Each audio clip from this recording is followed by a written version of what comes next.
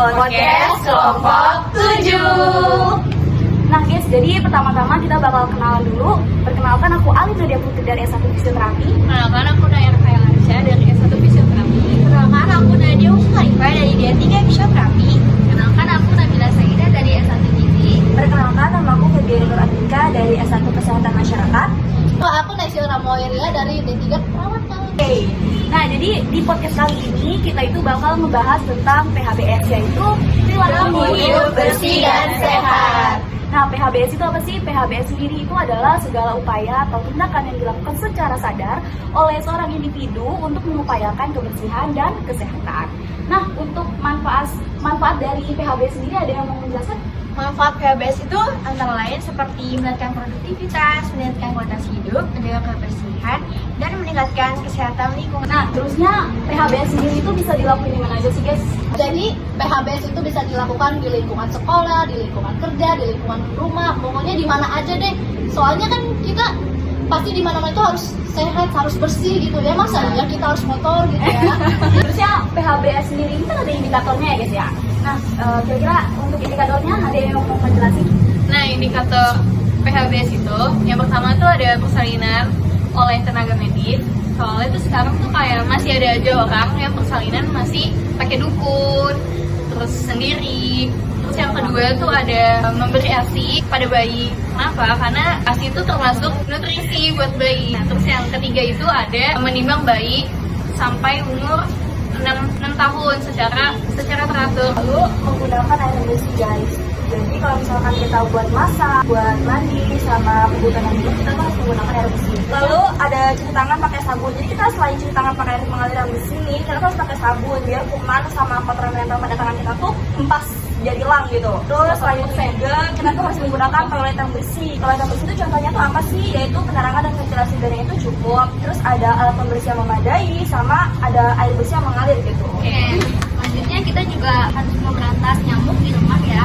Bisa fogging atau misalnya ada yang genang itu langsung kita buang aja. Terus makan makanan yang bergizi juga, banyak mengandung mineral, protein dan lain-lain. Pokoknya yang bermanfaat aja buat kesehatan kita. Terus kita juga harus melakukan aktivitas fisik. Pokoknya kalau di rumah kita bisa mungkin aktivitas aja ya, kayak nyapu, ngepel, jogging, lari kayak gitu.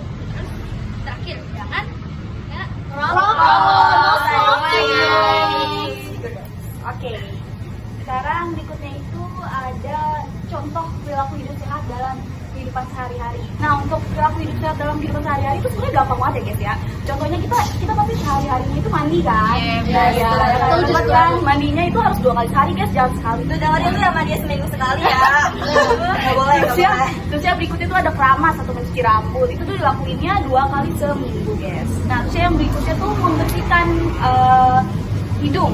Jangan sampai hidung kalian tuh penuh sama kotoran, guys ya. Kalau yang berikutnya nih, siapa yang mau? Selanjutnya tuh ada membersihkan telinga guys, dan kalian tuh yang suka dipanggil tuh hahaha guys.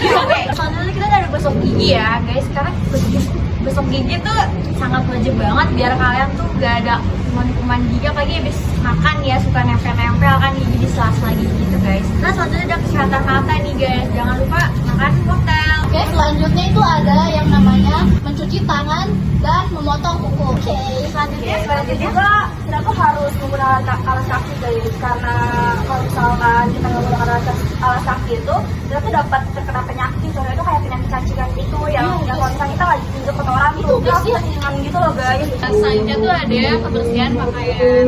Kenapa sih pakaian kita harus bersih? Karena biar gak bau aja nggak sih, biar gak apel. Terus pasti misalkan kalau kita dari luar kita udah kena polusi debu kan, terus Sekarang juga kita udah ganti baju, itu pasti bakal ngaruh ke kesehatan kita tuh, guys. Dan yang terakhir makan makanan gizi yang seimbang teman-teman. Jadi gizinya sama nutrisinya tuh disesuaikan sama kebutuhan kita, nggak boleh lebih, nggak boleh kurang juga.